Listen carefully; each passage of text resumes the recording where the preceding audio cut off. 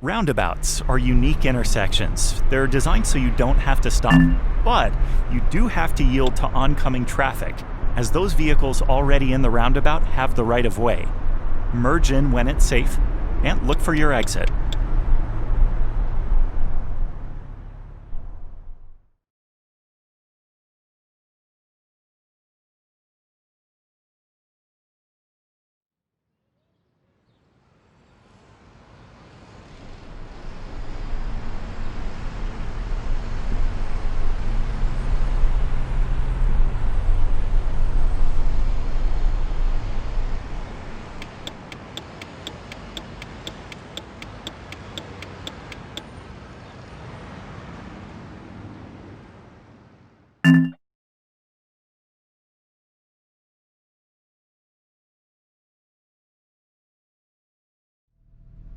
Not all intersections have signal lights or stop signs. For instance, this highway with its on-ramps and off-ramps is just like an intersection where other vehicles will be crossing your path or pulling into your lane.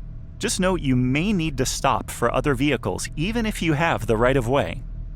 So depending on where you live, railroad crossings may be rare, but you must know what to do and what not to do.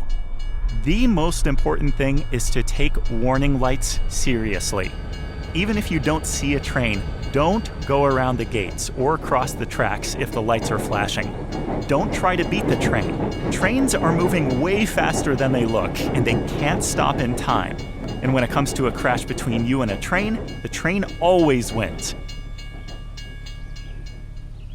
Wait until the gates are fully up and all warning lights stop before you cross.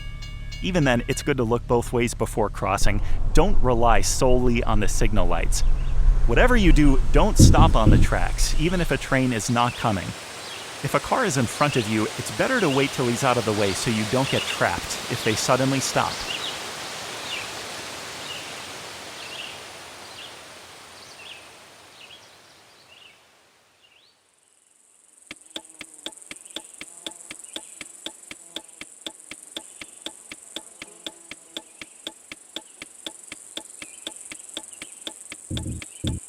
Pull over here and shut down the car. I know that it was a lot to learn, but you'll have more time to practice intersections. Bottom line, use caution at all intersections, look both ways, and use your turn signals. And don't assume other drivers will always obey the rules.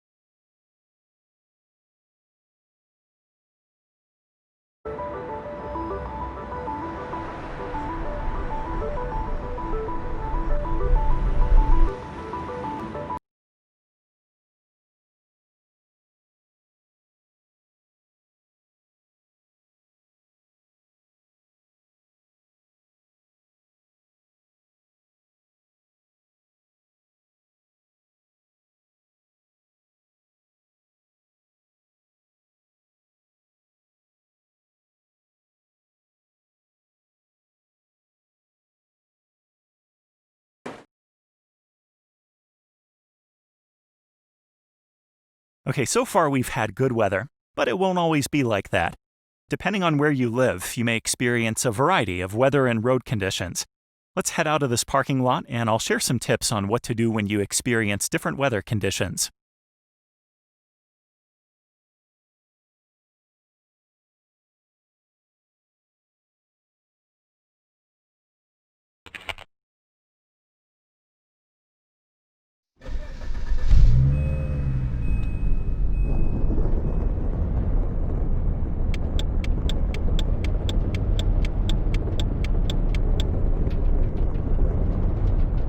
Probably the most common weather you'll run into is rain.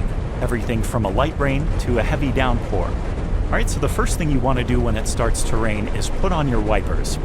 But you'll also want to turn on your headlights for better visibility, even if it's still daylight. Like a lot of new cars, this one has daytime running lights and auto-sensing wipers, so they'll come on automatically. If your own car doesn't, you'll have to turn them on yourself as soon as you see it start to rain.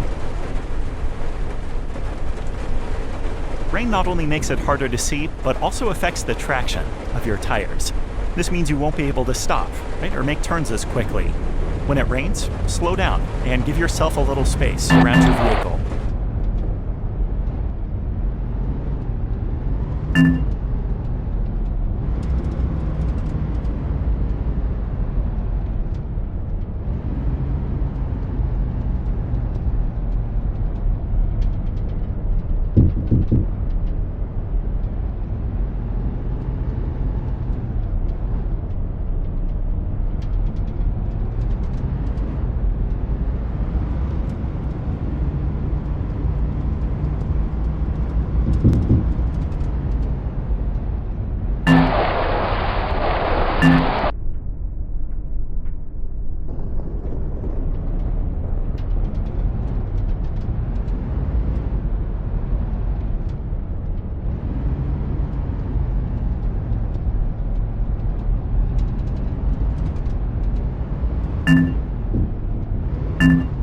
Even after it stops raining, there's still water on the road, sometimes a lot, which means you can still hydroplane. Hydroplaning is when water gets under your tires and actually lifts your vehicle off the road. Your tires are no longer touching the ground, so you can't steer at all, which, trust me, is a bad thing. If you find yourself hydroplaning, don't panic and don't hit the brakes.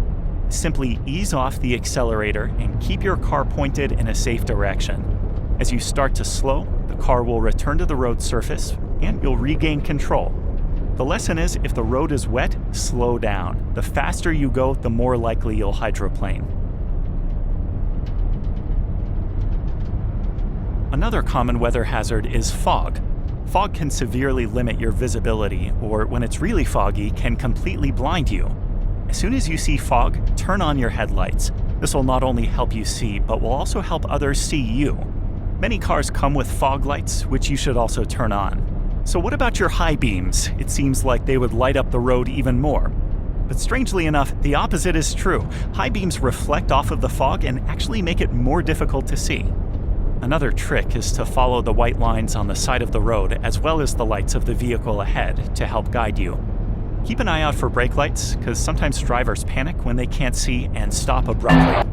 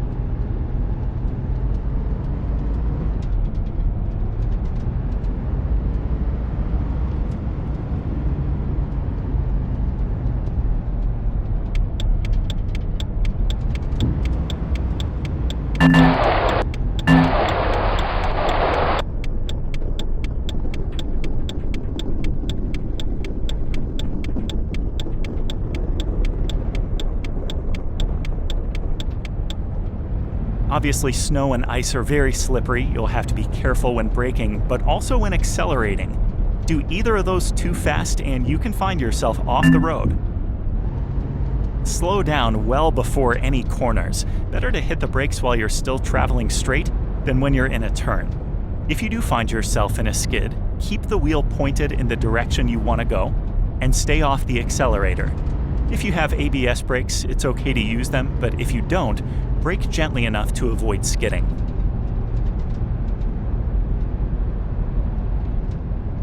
So anytime the temperature reaches near freezing, there's the potential for black ice. What makes it so dangerous is black ice is practically invisible as it takes on the color of the road surface. If you can't see it, you at least have to anticipate it. Black ice is more common on bridges, highway underpasses, or shaded areas. If the surface of the road was wet before the temperature dropped below freezing, then there's a good chance there's black ice.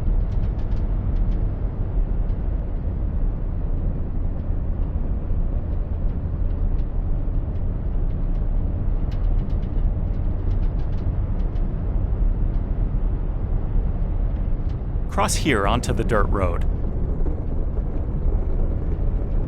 Like snow and rain, dirt and loose gravel can diminish the traction of your tires. This will make it more difficult to maintain control of your vehicle and will increase the chances that your vehicle could skid off the road. If your vehicle happens to have four-wheel drive, it will help, but it can't fully make up for the lack of traction. Because your tires don't have the same grip as they do on the pavement, it will take longer to stop. So you'll need to drive slower and avoid harsh braking or acceleration. You want to stay near the center of the road, as loose gravel tends to gather on the edges. If you're following another vehicle, stay back. On dirt roads, other vehicles will kick up dust that may impair your vision, or rocks that can damage your windshield. Continue practicing these techniques until you reach the end of the road. You can get more practice by selecting the off-road section of the free drive lesson.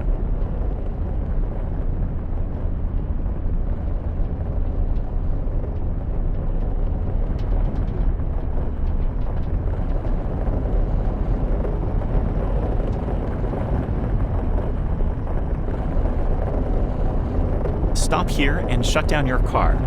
As you can see, there's a wide range of weather and road conditions. What most of them have in common is reduced visibility and reduced traction. Your goal is to maintain control of your vehicle at all times by slowing down to an appropriate speed and avoid making any aggressive moves.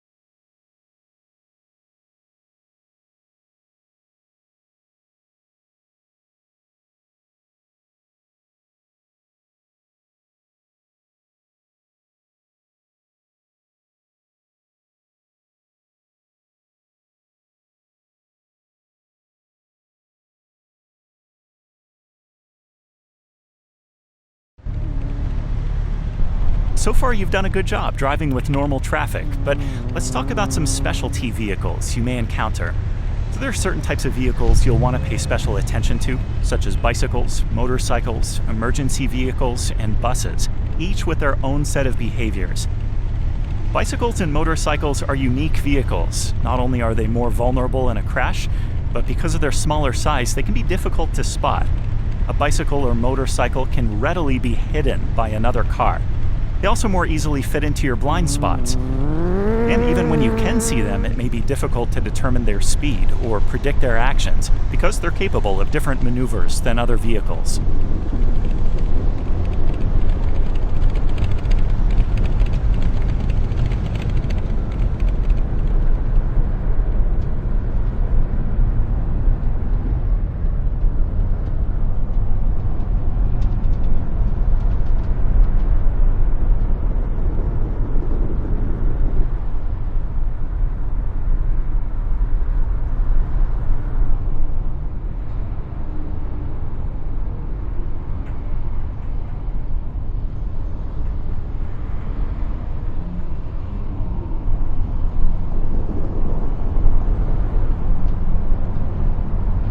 There are specialty vehicles, such as buses and taxis, which make frequent stops and return to the road regularly.